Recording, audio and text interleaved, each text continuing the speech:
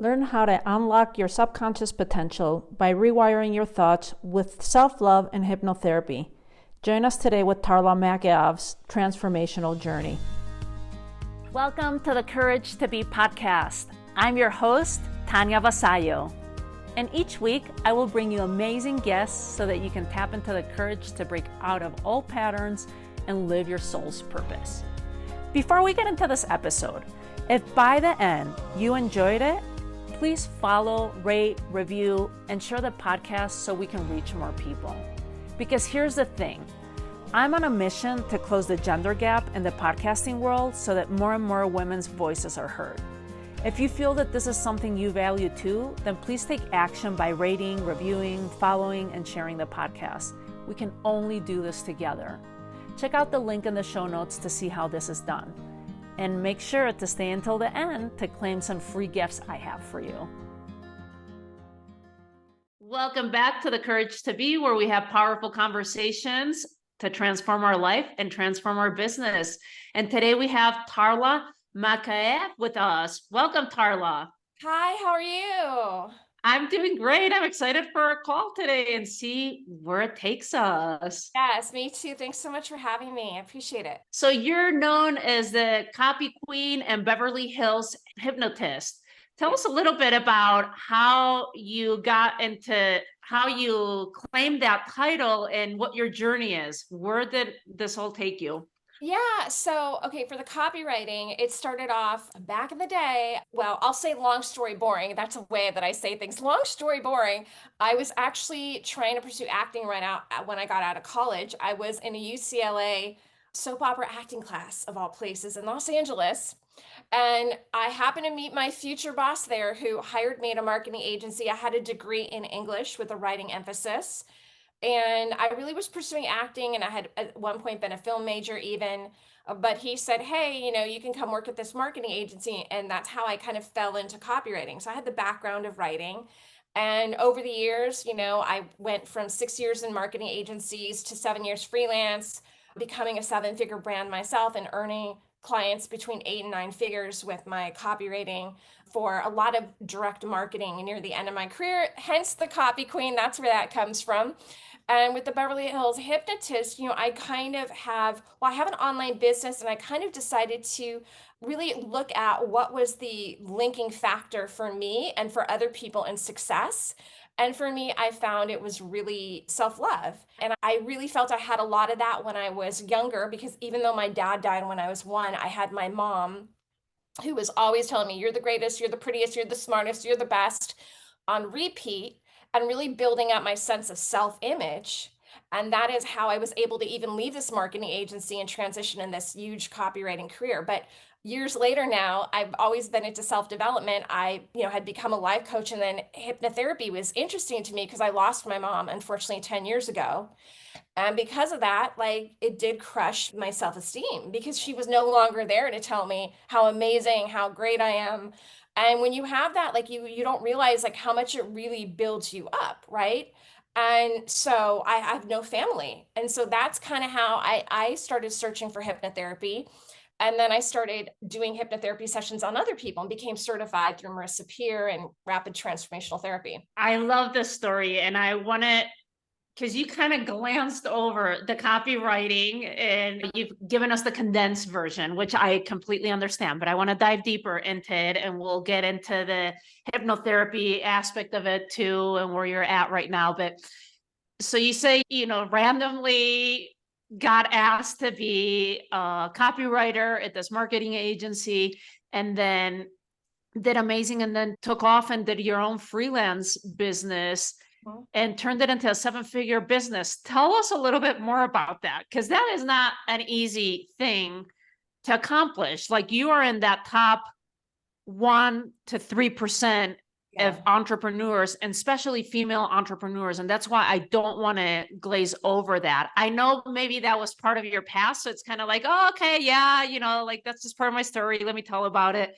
But I want to acknowledge you with that and just make a point where you can share with us, because I'm sure that you had your own obstacles that you had to overcome and it doesn't happen overnight, and it takes a lot of courage to do that. So tell us a little bit about that part of the story. Yeah, no, thank you. So, well, it has a lot to do actually with the hypnotherapy. I wasn't into hypnotherapy back then, but this was before the movie The Secret, which I think came out in 2006. This was before that. Yes.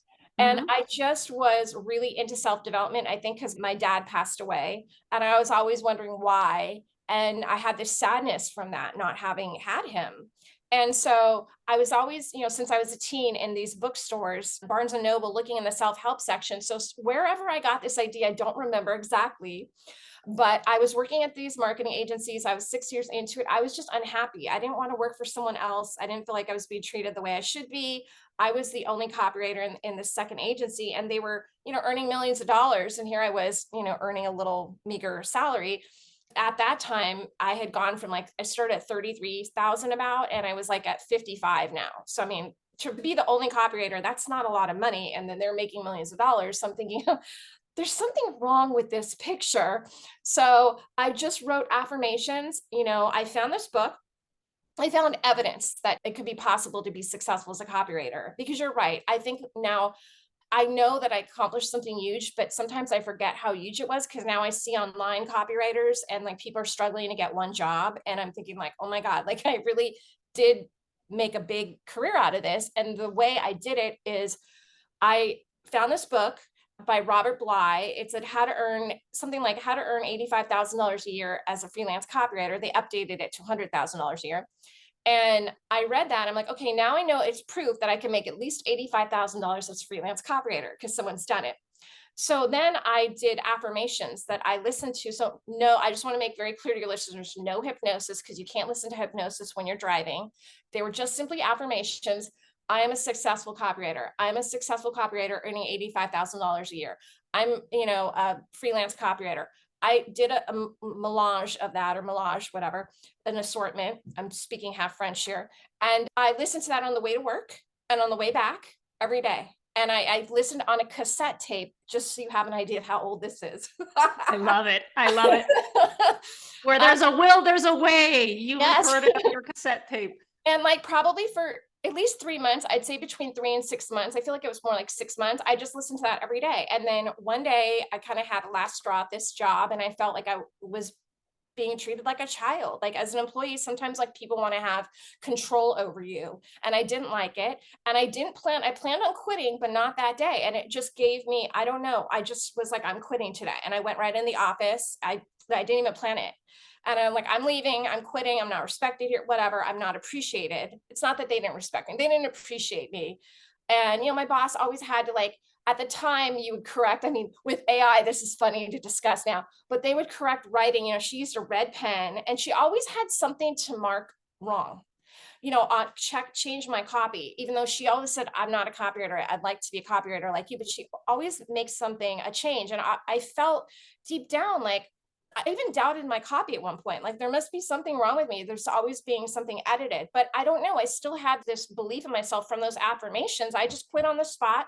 I made a phone call a week later, and then 2 weeks later, I had my first job. And in the first year, I made close to the $85,000 that I had said.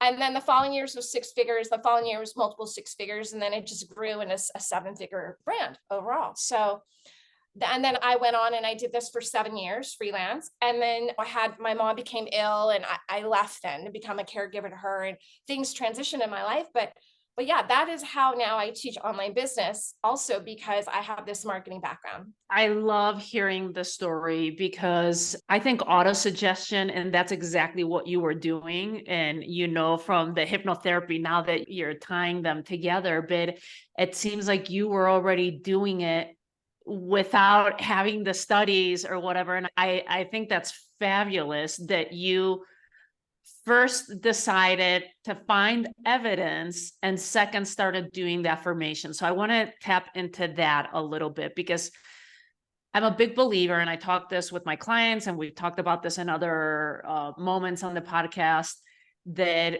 we have our own limiting beliefs because they've been passed down to us by society, by our parents, by our caretakers, by our teachers, fill in the blank. It's just, that's the way we've been conditioned. That's the way we've been programmed. So we have these limiting beliefs.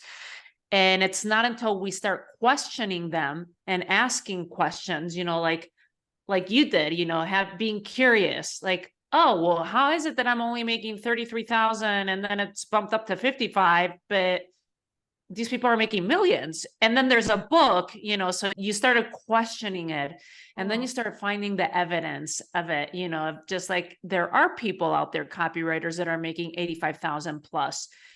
And then I love that you took the initiative to record the affirmations, to be listening to them on a daily basis. This is one of the things that we share in the Napoleon Hill Institute.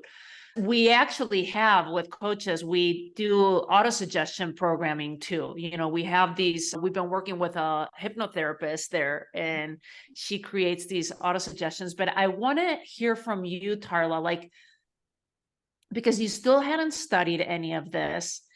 What made you find that evidence and then make you think like, oh, let me record the affirmations and listen to them over and over and over and over and over and over again, because that you hadn't done it before. And I think that's where the miracles and the magic happens. So we can talk about that too. And I'm sure you have other stories, but where did that come from you? Like, maybe because you were reading books, or what, how did it show up for you? No, I just have drive and determination. Like, I'm a go-getter. And so when I want something, and I'm a risk taker too. I had a mortgage payment at that time, but I still quit that day. I kind of take risks. I think I get it a little bit from my dad. He was a risk taker. He was an entrepreneur at some points in his life. So it was, I can't explain it. I don't know. I don't remember. It was like, I just knew what to do. And because your strongest ally in programming yourself, if oftentimes it's yourself, right? And it's still great to work with other people. It's still great to work with hypnotherapists, and they're trained. Obviously, I'm trained to do this at a higher level, but there's something to be said also for just recording your own voice. And so it was me telling myself, oh, you can do this, you can do this. And the thing is, you listen to this when you're not, and this is different in hypnosis, but when it's just affirmations like this, you listen to it when you're doing something else, when you're not actively listening. This is the only problem with affirmations for a lot of people, because it's from a conscious level. That's why the hypnotherapy comes from a subconscious level. You're under hypnosis so you can receive it more, but your conscious will always fight things, because 95% of what we do comes from the subconscious mind. So what I did is, it wasn't subconscious, it wasn't the most powerful way, but when I'm doing something else, when you're driving, I literally did it for time, because it was a time, and it was also a reminder on the way to work and back, like, F this, I don't need to be here anymore type of thing. It was like a big kind of F you to all that, the whole corporate world. No offense, corporate world, I still love you. But it was just kind of, for me personally, it was just like, I don't want this. And so I hope that makes sense. But for instance, if you listen to affirmations when you're washing the dishes, you're taking the trash out, you have earbuds in, you're walking, you're driving. But again, driving, no hypnosis, just got to emphasize that. Then you're doing something else. So it's like you're not actively focused on the words. It can seep into your subconscious more. So I can't answer that because I don't even remember. I wish I did, but I just knew what to do. Like, sometimes you just know what to do. No one has to tell you. You just know deep down inside. This is wonderful. So what have been some other stories now that you understand better, that you were doing it at a conscious level, but to get those true results, you'd want to work with a hypnotherapist like yourself, where you can tap into that subconscious aspect. What have been some other stories, or maybe even like what got you into hypnosis itself? Like, did you start studying, or that other stories that you record, like once you achieve that 85,000 pay and then 100, the six figures, multiple six figures, did you start recording different affirmations, or did the light bulb go off and you're like, oh my God, this is working, I want to teach this to other people? Like, what was that path for you? Yeah, no, I wasn't recording more affirmations. I just had such a level of confidence from my mom, and I know not everyone has that, and which is unfortunate. I was very blessed, but she made up for not having my dad. Nothing can take that away, but I think she was trying to make up and be two parents in one. And she was also very affectionate and loving. So it was always like I could do anything I wanted. And so I had such a huge built up sense of like self-esteem that I think it made it easier for me. And I think it is harder when you don't have that initially. So I have to give my mom a lot of credit in that sense. But what got me in the hypnotherapy is kind of, as I mentioned, my mom then years later, this is, years later now, passed away. And then my world was shattered, like I'm alone. I have no family. I have no parent now. Both my mom and dad are gone. I have no siblings. I have no spouse. So it really makes you feel like very alone. And then I have nobody by my side to be like, I'm proud of you. Like, look, we need to have that sense of self, but we also need a community of people around us telling us that they're proud of us. And even a hypnotherapist is the person that could do that for you if you have nobody. And that's what I did. So I saw just a general hypnotherapist, not RTT, like that's what I do. It's specialized immersive peer training. And that person telling me, you can do it. Your parents are here with you. Like that was enough to be like, oh my God. And I just, again, I can't explain it. I intuitively knew I needed hypnotherapy. I tried a lot of other things. I tried EMDR, which is great, eye movement desensitization and reprocessing that's like for trauma healing. That's great, but it doesn't necessarily heals trauma, but it doesn't necessarily reprogram your thoughts over time. Then I tried direct neurofeedback because I was suffering basically from depression, anxiety. And look, I'm human. I'm not going to say that like life is perfect past this. I think we can all agree we all have our moments still, right? No matter how much self-development you do. But I mean, when my mom died, I was suicidal. I didn't try anything, but I just didn't want to be here anymore. And so like to go from that to where I am now is huge. And now I'm helping other people. And I just knew that hypnotherapy, because it gets into your subconscious mind, it kind of what I did with the affirmations and the copywriting, I knew that was the key for me. And that's kind of how I just was drawn to it. Because, and for a lot of people, hypnotherapy is often a last resort. Like they've tried everything. Okay, this talk therapy didn't work. Acupuncture is great. But like they might be like, well, I tried this. I tried chiropractic. I tried all the natural alternative healing. I tried IV therapy. I tried juicing. I tried it all. And they're like, I don't know where to turn. And a lot of people, unfortunately, they don't come to hypnotherapy.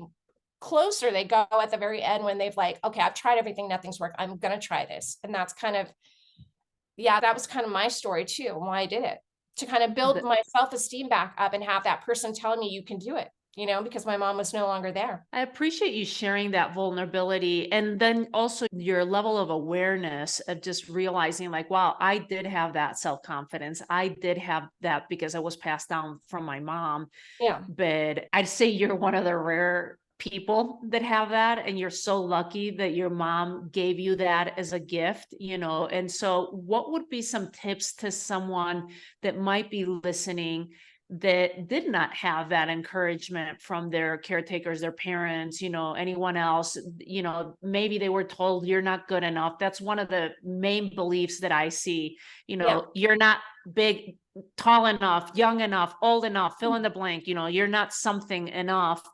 And so their self-confidence is lower. What would be some tips or suggestions for someone to build their own self-confidence like that, Tarla? Yeah, well, first of all, mention that is my specialty for the hypnotherapy: self-love, self-esteem, and confidence. So that is what I specialize in. You were born confident. We were all born as babies. We were all confident. It's just the programming we got. So remember, you were born with confidence. Every single one of us, no matter what kind of childhood you had, that's how you're born. You're born happy. Babies smile. They're happy, right? And so it's about undoing that programming that you received, right? And so it's about whatever someone said that was negative, it's about the opposite statement. You're not enough. I am enough. And actually, Marissa Peer, her whole theme is I am enough. So it's really about doing opposing statements. So whatever you feel lacking, people might think I'm a loser, and we've all thought that at some point. Hey, we're all human. It's not like this is isolated to a few people. Every person, no matter how successful on the face of the planet, has had these moments. Then you say, I'm a winner. You just say the complete opposite and you write this down. So obviously, I'm going to say the best way to do this is through hypnotherapy because it will go into your subconscious. You can also journal this. You can journal it. Whenever you have a negative thought, keep a journal with you. Write the opposite thought and make a list of that. And then read those thoughts like daily. Read, I'm a winner. I am confident. I have high self-esteem. Read whatever it is and have that, or record it the way I did and have that seep into your subconscious. The only missing part there is that a lot of people will not understand why they feel that way. They might consciously think they understand, and that might be part of it. But there's often, like in hypnotherapy, when I regress people to childhood, there's often things that they didn't realize were actually the real reason that's attached in a different way than what they thought. They might have thought this is the reason I feel this way, but oh no, they remember it was something else. So you're missing a large part without doing regression and going back and looking at why. But this is a great starting point to just do the opposing statement.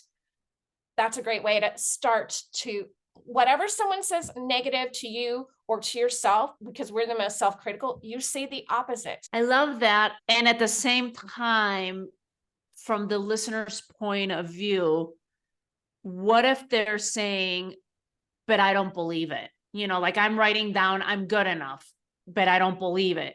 Do we keep on doing it and doing it? Like, how do we overcome that? Because I think a lot of people might stop themselves, like after the third affirmation. Like I've done many events and I actually call them declarations, more than affirmations and we do them about money. And I've had several participants at the events, like, but I don't believe this. Like, I just feel like, oh, like affirmations don't work. What do you have to say to that? Hypnosis. I mean, that's the whole point of hypnosis. So we don't believe it consciously. And that's what I was saying, because 95% of our actions are based on the subconscious. So people are trying to make conscious change with coaching. This is why sometimes it won't work, because there's no way of countering. Your subconscious is always going to be stronger than your conscious mind. That's why I got into hypnotherapy. That is the way to change things consciously.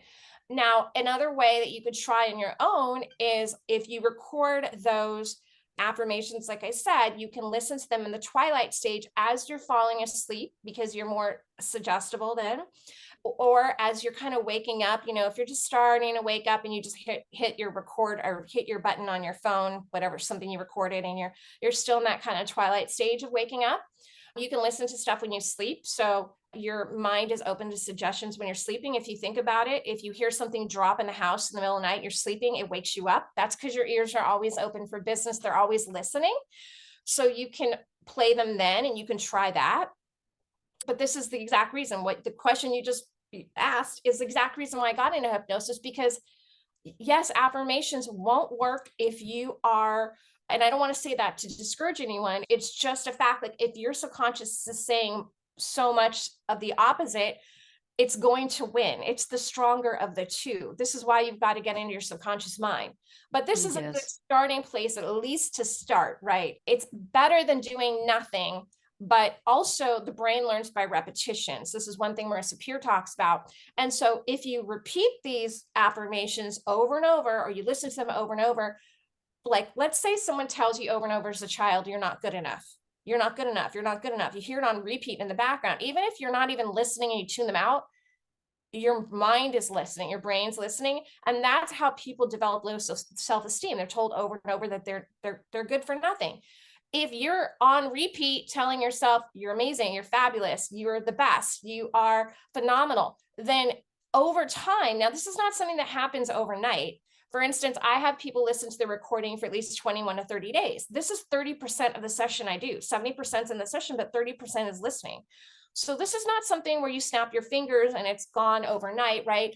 We do a lot of work in a session, but you still have to continue the process. So it's important to do this. It's a lifelong thing, right? This is great. I'm so glad that you could clarify that for us, because it's important to remember that 95% is the subconscious. And that's the part of the mind that's in control. It's not the conscious. This goes for everyone that's listening. We think that it's the conscious and it's in the doing and the doing and the doing, but it's so much deeper than that.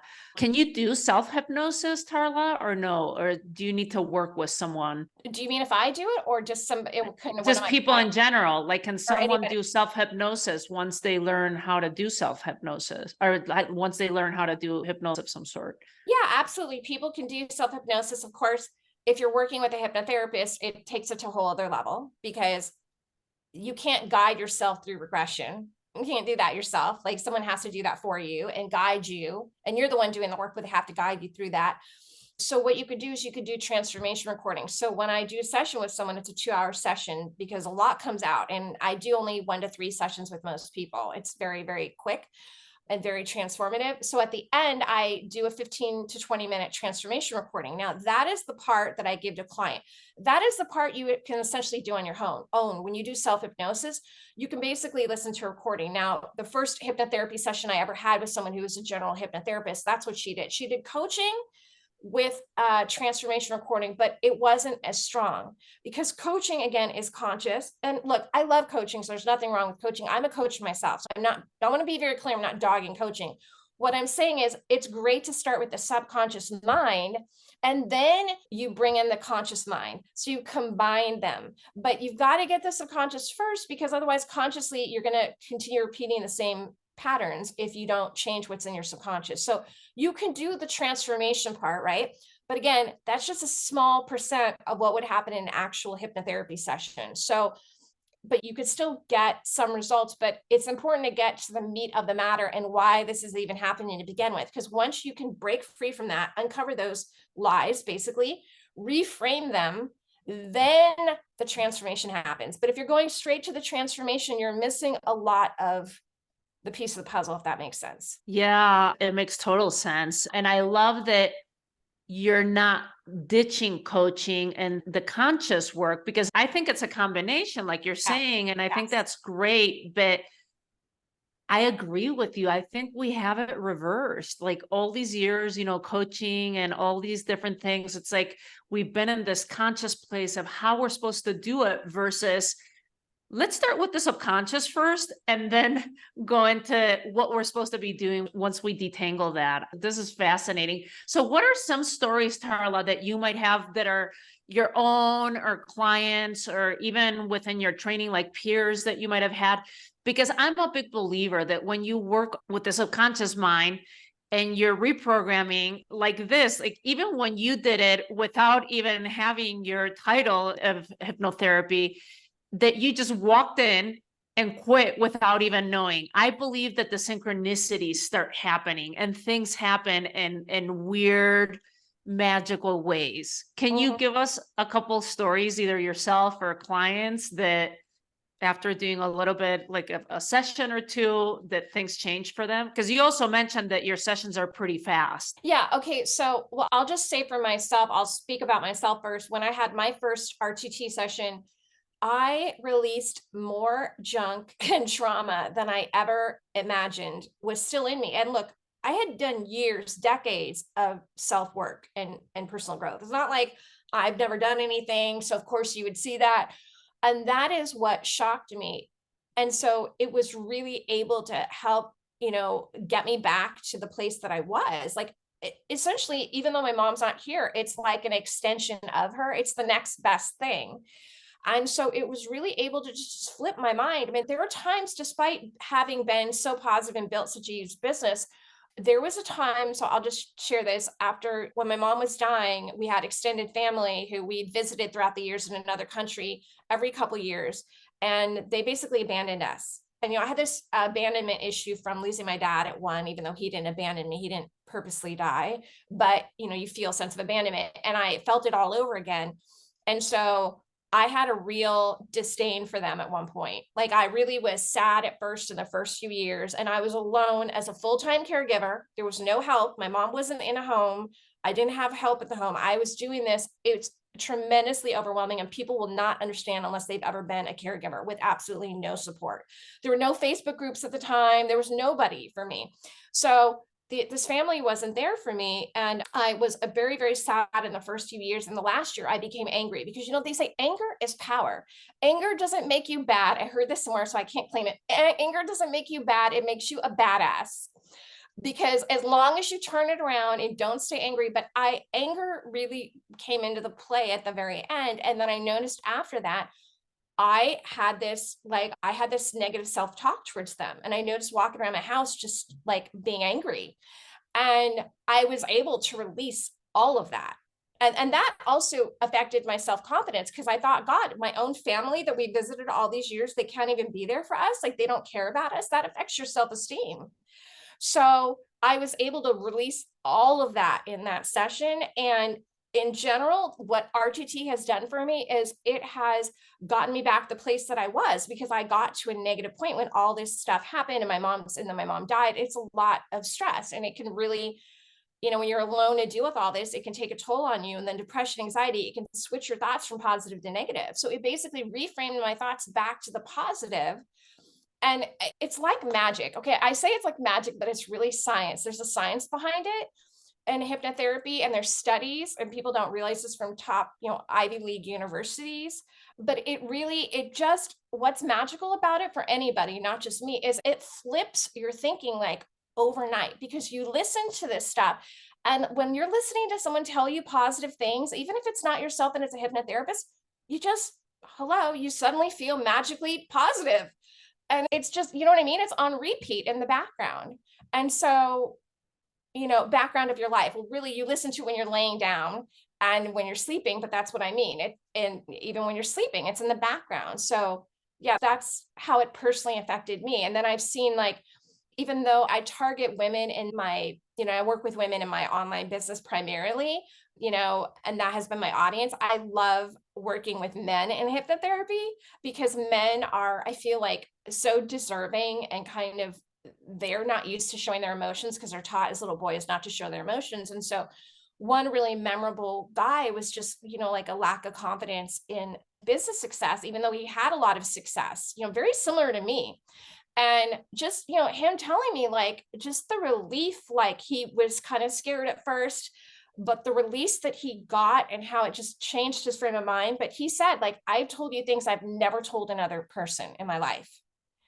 And that kind of freedom to feel, because obviously everything I do is confidential. It's between me and, that's strict confidence.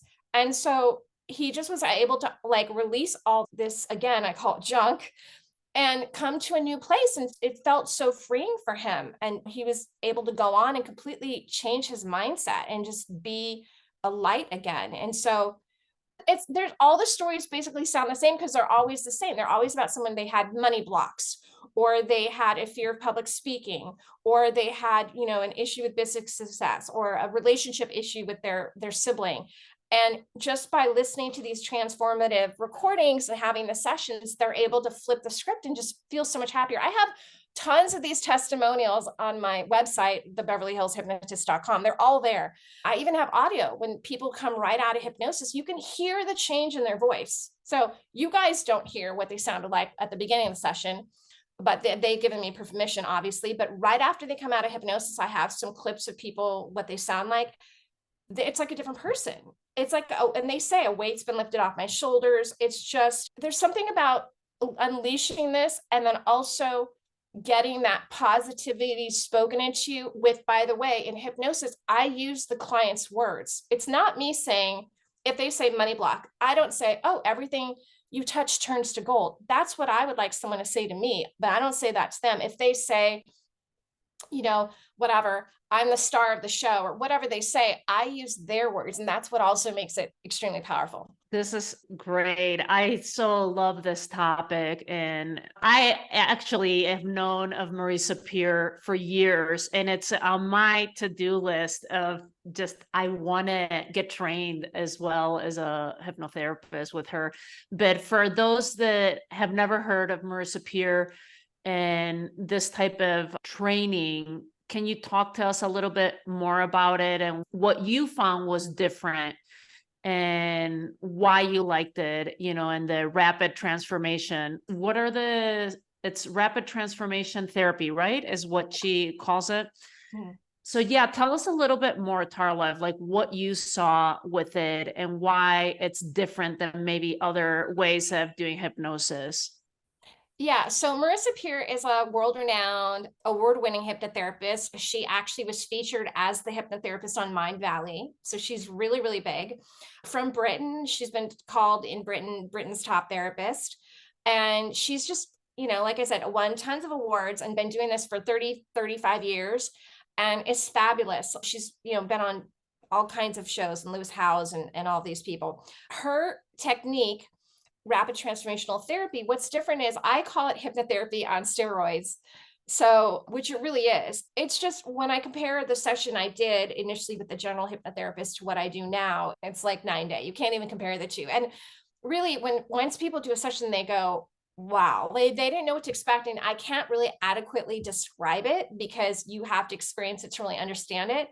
But what's different is that we just use many tools and techniques throughout it. I'm not doing a long induction. Induction is where we induce you into hypnosis. I'm not doing this, you're strolling through the garden and you see these beautiful pink flowers.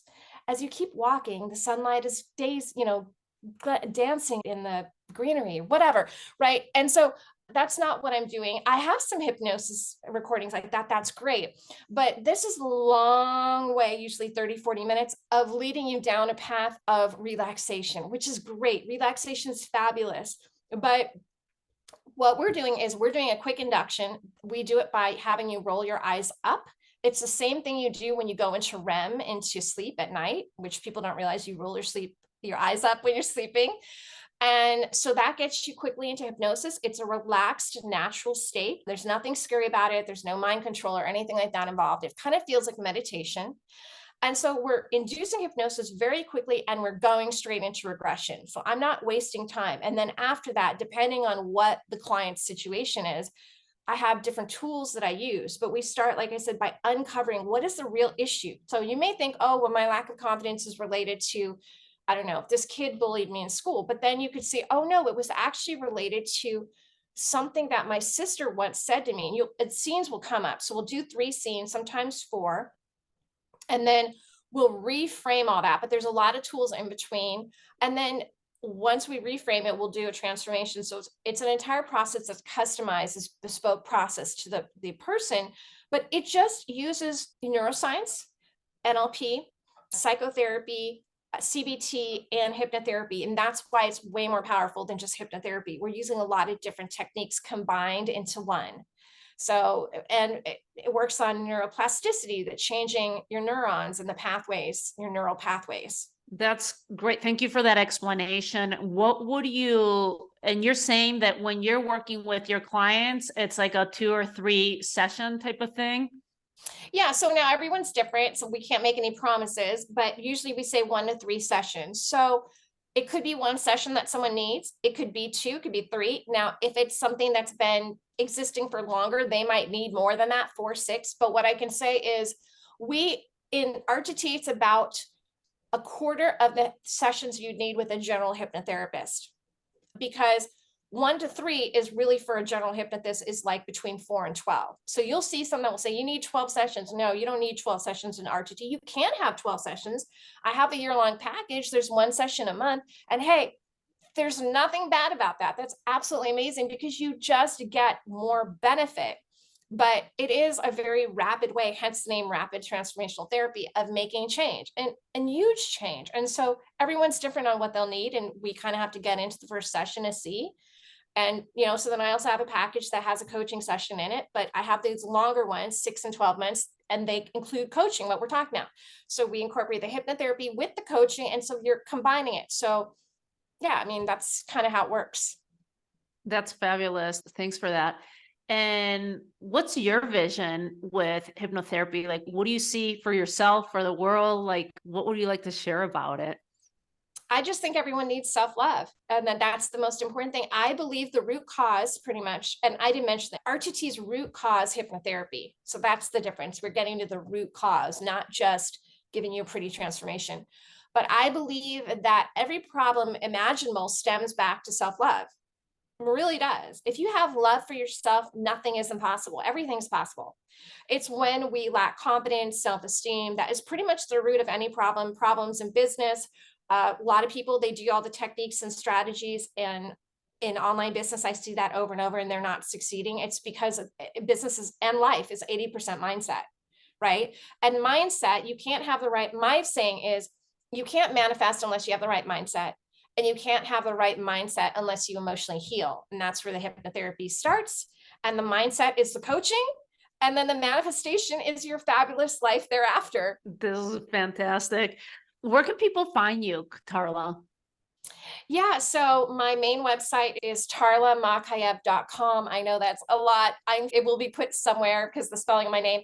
And then my hypnotherapy one is the Beverly Hills Hypnotist. You can also find that on my main website, tarlamakaeff.com. But yeah, if you go there, you can schedule a 15-minute complimentary and confidential consult. And then we also have a pure self-love complimentary recording. So I know they can access that from my website, tarlamakaeff.com. That's like about 20 minutes. Don't quote me on the exact time, but it's a really nice, I've gotten a lot of positive feedback on it, and really nice, just positive, uplifting recording, and that people love. Thank you for that. So we'll have those in the show notes if you want to download the free self-love and look more in depth as to what Tarla's offering, because I think this is wonderful to have in our tool or in our toolbox or in our gem box instead of our toolbox. And so as we're wrapping up, Tarla, what's one thing our listeners can do to live a life with more courage? Wow, that's a great question. Believe in yourself. And I know it's easier said than done, but look back at all the things that you thought you couldn't accomplish, but you accomplished anyway. Look back at all the times when you had obstacles in your way and you thought, I can't get past that. And you did. And just remember, if you did it once, you can do it again. That's great. Thank you for your time, for your work, the work that you're putting into the world, and for being with us today. I appreciate you. I appreciate you. Thanks so much for having me and taking the time to chat. Thank you. I am so grateful that you joined me today. If you enjoyed it, there's one thing I'd like you to do. Click on the follow button so you don't miss a single episode. Leave me a rating and a review, and please share. As my way to thank you, email us a screen grab of your review at the email in the show notes, and we will send you a free Crafting Your Future guided visualization, which is so simple to do with outstanding results. It will empower you and give you the confidence to attract and create the life you've always desired. See you in our next episode.